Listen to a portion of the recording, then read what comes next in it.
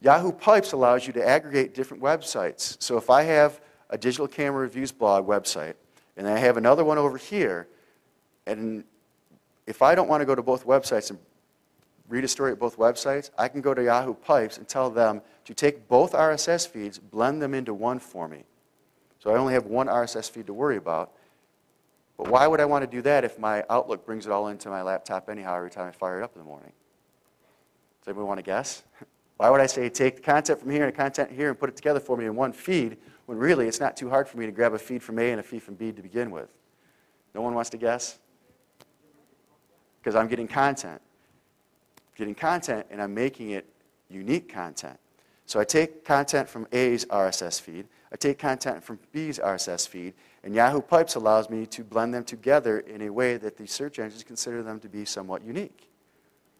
Then I take that content and I plug it into my WordPress blog and my digital camera review site, and it builds itself using content from other sources. And I'll show you a picture later.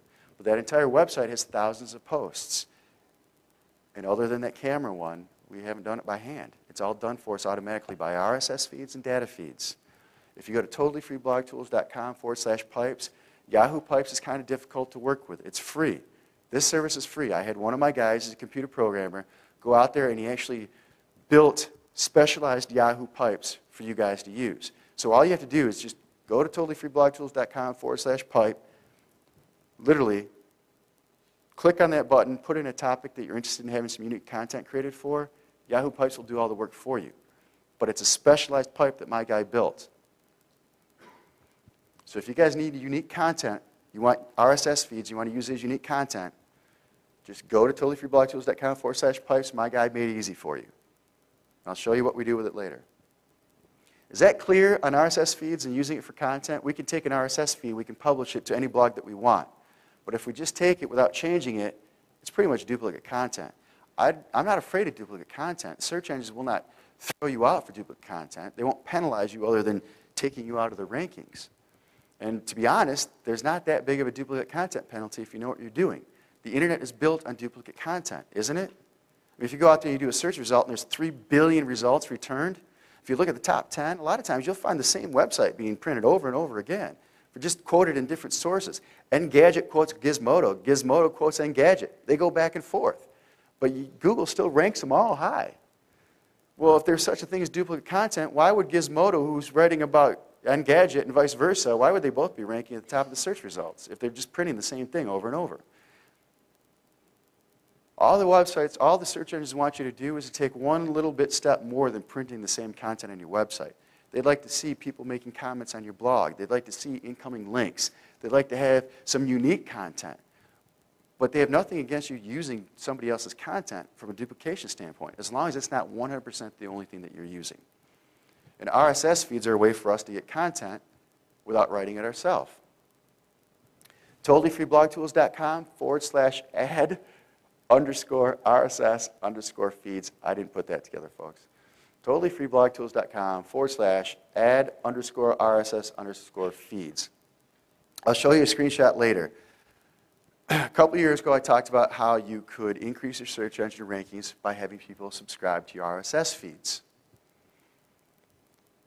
I also talked about how of the 12% of the people on the internet that even use RSS feeds, of the 12% that's all that use RSS feeds, 80-some-odd% of those people don't even know that they're using an RSS feed.